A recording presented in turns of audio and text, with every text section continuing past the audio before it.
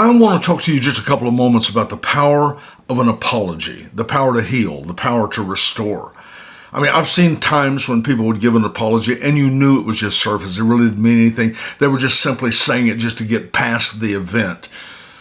But then again, I've seen people who legitimately sit down and open their heart, and their apology begin to rebuild something. It began to rebuild trust.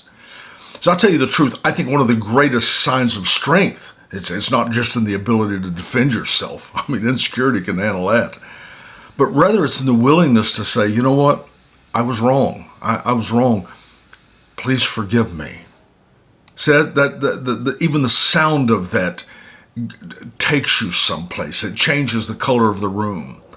I've always believed that you should never force somebody to apologize. The coerced apology, well, that may satisfy, like I said, to the moment, but it rarely changes the heart. And if the heart isn't changed, then the event, the situation, the relationship isn't changed. Genuine repentance cannot be manufactured. It's got to come from within.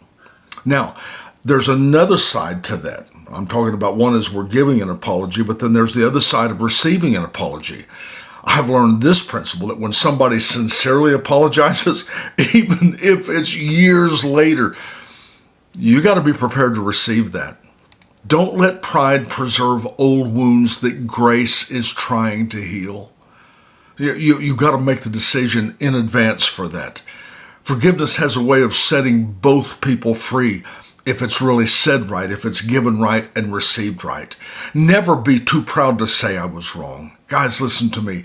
Those words may be difficult to speak, but they're often the very beginning of healing. And I'm talking about healing that is sometimes so deep that nothing else can penetrate it. But it's evidence that your character is more important than your ego. And in essence, what you're basically saying is this relationship is more important to me than my need to be right. And isn't that the case? Most of the time, they're just trying to prove their point, just to justify themselves. You know, the Bible teaches us, it says that a gentle answer turns away wrath. And it also says this, that yielding pacifies great offense. That's really important. There's a powerful, remarkable power in humility. And when you stop trying to defend yourself long enough to acknowledge maybe the hurt that you've caused, walls will begin to come down. Anger begins to lose its grip. Hearts begin to soften. And even the most difficult negotiations often begin to change the moment someone feels heard and understood.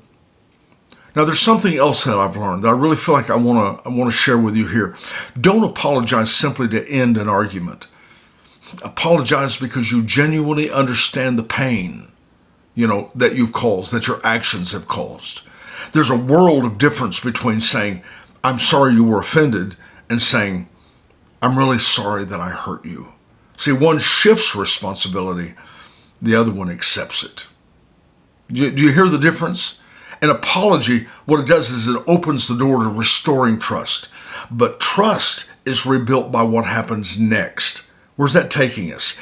It grows through honesty, consistency, humility, and changed behavior over time. Words may begin the healing, but character and what else is there completes it. So never underestimate the power of those simple words. I was wrong. Please forgive me.